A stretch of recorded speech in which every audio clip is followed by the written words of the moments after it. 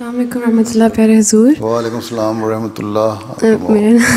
میرا نام ماہا ہے. میں نے پوچھنا تھا آپ کی صحت اب کیسی ہے؟ طبیعت کیسی ہے؟ جی تمہارے سامنے بیٹھا ہوں، ٹھیک ہی ہوگی. چلیے الحمد للہ.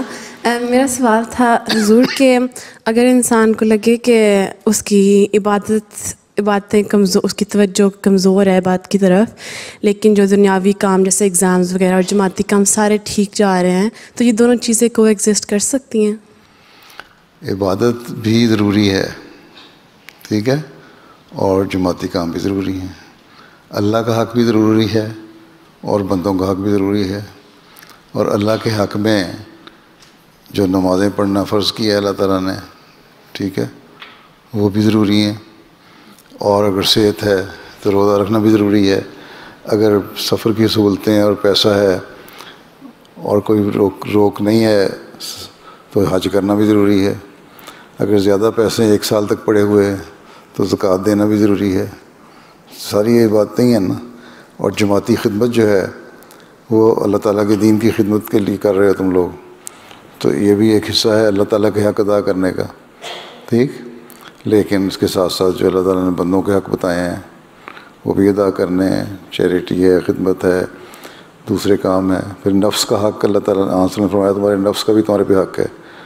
اس نفس کے حق کو ادا کرنے کے لیے تم کام کرتے ہو. اپنے مرد ہے اس کا کام ہے کہ گھر والوں کا خیال رکھے، ان کا خرچ پورا کرے، بیوی بچوں کو پالنے کے لیے دے، وہ بھی حق ہے. بیوی کا بھی حق ہے، خامد کا بھی حق ہے. اللہ تعالیٰ نے ہر حق دیا ہے. تو اصل تقویٰ یہی ہے کہ ہر حق ادا کیا جائے، ٹھیک. باقی جہاں تک بخشنے یا نہ بخشنے کا تعلق ہے، قبول کرنا یا نہ قبول کرنا، تو اللہ تعالیٰ جانتا ہے بہتر.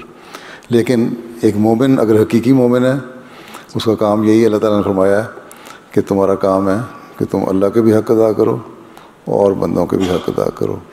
اور مردوں کے لیے نمازوں کا حق یہ ہے کہ مسجد میں جا کے نمازیں پڑھیں، اور جو جان بوجھ کے مسجد میں جا کے نمازیں نہیں پڑھتے وہ ان کی نمازیں اللہ تعالیٰ نے کہا نا یقیمون الصلاۃ، نمازیں قائم کرنا یہ بھی ضروری ہے کہ جس کو جس طرح حکم ہے نماز پڑھنے کا. مرد کو اگر حکم ہے کہ مسجد میں پڑھو تو اس کی قائم کرنا نماز مسجد جا کے.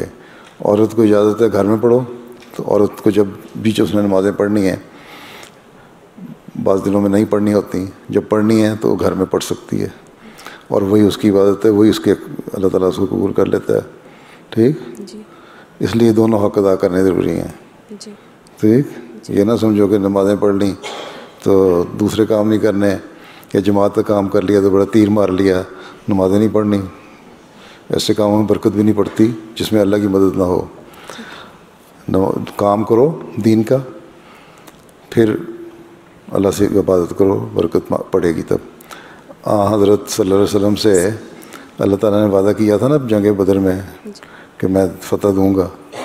اس کے باوجود یہی آتا ہے نا روایتوں میں کہ آپ رو رو کے سجدے میں پڑے ہوئے دعائیں کر رہے تھے اللہ تعالیٰ سے کہ مجھے فتح دے، اور اگر یہ ختم ہو گئے تو مسلمان ختم ہو جائے گا تیرا دین بھی. کس لیے خوف تھا اور خطرہ تھا کہ یہ اللہ تعالیٰ نے تو اپنا وعدہ پورا کرنا کرے گا اور مدد کرے گا، اور مجھے جنگ کرنے کا، دشمن کا جواب دینے کا حکم ہے، جنگ کرنے کا نہیں، دشمن کا جواب دینے کا حکم دیا تو وہ بھی میں دوں گا اور مسلمان بھی دیں گے. لیکن اگر تیری مدد نہ ہوئی تو یہ کام نہیں ہو سکتا، اس لیے ہم عبادت تیری کرتے ہیں، ٹھیک. جی جزاک اللہ. دعا مانگو گے برکت پڑ جائے گی.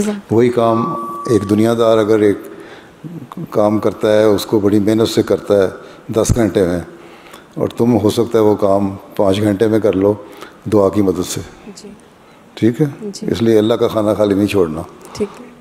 ٹھیک.